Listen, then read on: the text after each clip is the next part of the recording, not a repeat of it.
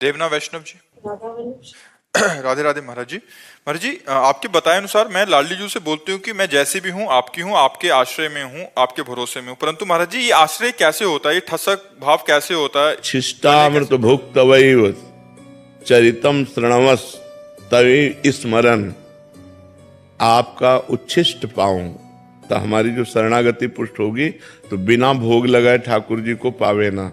उच्छिष्टामृत भुक्तवैव, और आपके चरित्र कानों से सुनूं और आपका स्मरण करूं, और हमारे चरण जब चले तो ऐसी भावनाओं कि मैं आपकी प्रदक्षिणा कर रही हूं, आपके ही जनों का संग हो, इसी से शरणागति हो जाएगी। आपके चरणों का ध्यान, आपका उच्छिष्ट, आपकी लीला चरित्रों का श्रवण, आपके धामों की यात्रा, आपके भक्तों का संग, इसी से हमारा हृदय शरणागति के योग्य हो जाएगा। और जहां प्रभु की शरणागति हुई तो उठते बैठते चलते फिरते खाते पीते हर समय भगवान की याद बनी रहेगी। भगवान का स्मरण होना हर समय, यही साधना है।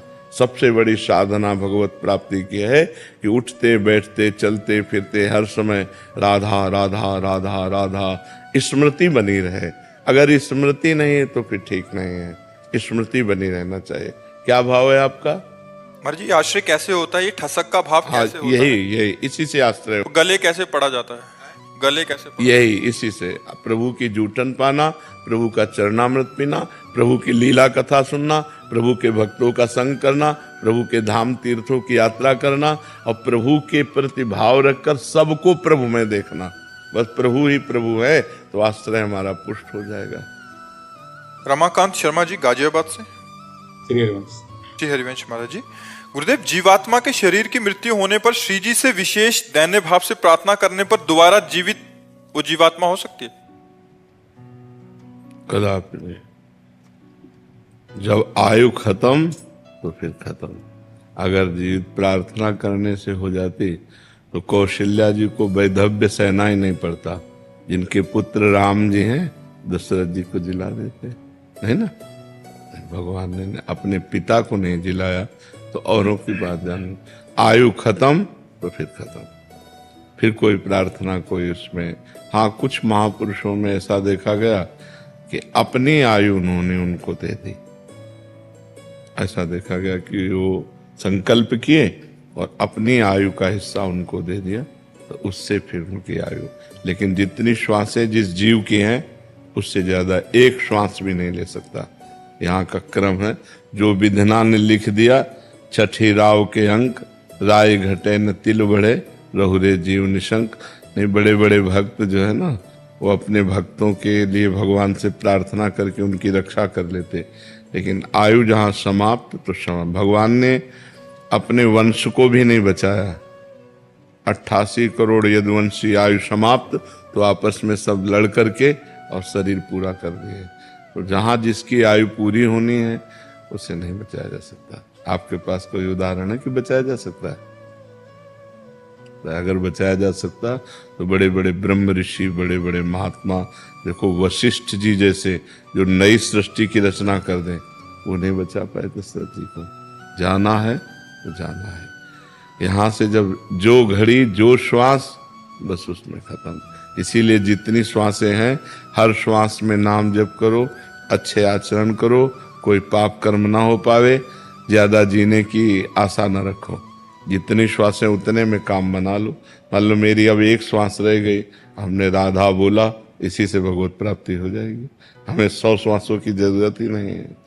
एक श्वास हो और अच्छे आचरण हो और राधा नाम हो, कृष्ण नाम हो, हरि नाम हो, उसी से काम हो जाएगा। बहुत श्वासें हैं गंदी आदतों में, गंदे आचरणों में, तो उसका कोई महत्व नहीं रहा। जीने का क्या महत्व? लोग समझ रहे हैं, बेविचार कर रहे हैं, मांस खा रहे हैं, दूसरे जीवों को काट रहे हैं, हिंसा। ये क्या तुम्हारा जीना? क्या नरक का सामग्री तैयार कर रहे हो? अगर एक श्वास भी है तो अच्छे जियो, राधा राधा राधा, दूसरों को सुख पहुंचाओ, दूसरों का मंगल करो। तो मेरी जहाँ तक जानकारी है उसके अनुसार एक श्वास भी आगे नहीं बढ़ सकती। जितनी निश्चित श्वासें हैं उतनी ही निश्चित रहेंगी। जी। मनोज दास जी, जिंद। राधे राधे। महाराज जी, दीक्षा के बाद यदि साधक की मृत्यु हो जाए तो उसकी झोली माला आसन का क्या किया जाए? नदी में प्रवाह कर दे, यमुना गंगा आदि नदी में जो उसके ठाकुर जी हैं उसकी झोली माला है उसमें विसर्जित कर दी जाते हैं जी। महाराज जी घर में अगर ठाकुर जी की कोई सेवा करने वाला हो तो सेवा कर सकते हैं? ठाकुर सेवा कर सकता है, माला नहीं, माला को तो उसी के साथ विसर्जित कर, चरण पादुका? हाँ उसके साथ विसर्जित कर देनी चाहिए। यदि सेवा करने वाला शिष्य है तो अपने गुरु की चरण पादुका रख सकता है, लेकिन ऐसा नहीं तो फिर वो विसर्जित कर देनी चाहिए। और ग्रंथ आदि? वो भी साथ ही। हाँ, स्वामी राम सुखदास जी ने अपने ग्रंथ, अपना माला, अपनी सामग्री सब चिता में पहले लिख दिया था, कोई भी लेगा नहीं, हमारे साथ चिता में ही जलाई जाएगी, सब चिता में से उनके साथ हो गई। तो किसी पावन नदी में यदि उनकी रुचि है तो अपने अनुयायियों को दे सकते हैं। कोई लेने वाला अगर है वो देना चाहे, नहीं देना चाहे तो उनकी जो दिनचर्या की चीज, माला है, झोली है, ग्रंथ है, ठाकुर जी हैं, वो उन्हीं के साथ प्रवाहित कर। महाराज जी जो ग्रस्त में है महाराज जी, ये तो विरक्त का तो मार्ग। उनके परिवार में लोग होते हैं तो वो माला झोली तो उन्हीं के साथ जाएगी। हाँ। प्रिंस जी दिल्ली से। श्री राधा वल्लभ राधा वल्लभ श्री हरिवंश महाराज जी। महाराज जी सत्संग का सार नाम है, सब कष्ट की मरहम नाम है, पता होते हुए मन बस काम क्रोध में ही क्यों फंसा रहता है महाराज जी? क्योंकि अनेक जन्मों से, ये पता तो अभी हुआ है तुम्हें, और ये फंसा अनेक जन्मों से, तो उसका स्वभाव बन गया है। अब उसके स्वभाव को मिटाना होगा वर्तमान के अभ्यास के द्वारा। हम बार बार अपनी जिह्वा से राधा राधा राधा राधा खूब नाम रटें तो धीरे धीरे अभ्यास बन जाएगा। जैसे आप बिल्कुल नाम जप नहीं जप करते थे तो बिल्कुल ये माया में फंसा हुआ था, अब आज 10 मिनट लगने लगा। आप मानते हो इस बात को कि आपने प्रयत्न किया तो 10 मिनट लगने लगा, 20 मिनट लगने लगा, 1 घंटा लगने लगा। तो ऐसे ही हम प्रयत्न करें, प्रयास करें तो 24 घंटा आ जाएगा कि नहीं आ जाएगा? अभ्यास से हम भजन को 24 घंटा में ला सकते हैं, और 24 घंटे जिसका भजन होने लगा वो साक्षात्कार भगवान का निश्चित कर लेता है। श्वासा श्वासा नाम जपे दुविधा रहाय न कोय, जो हर श्वास में भगवान का नाम जप करता है उसे निश्चित भगवत प्राप्ति हो जाती है। लोक परलोक के सारे सुख उसे प्राप्त हो जाते हैं जो भगवान का नाम जप करता है। अभी हमारी बुद्धि में केवल ये बात सुन सुना के आई है, अनुभव में तो आया नहीं।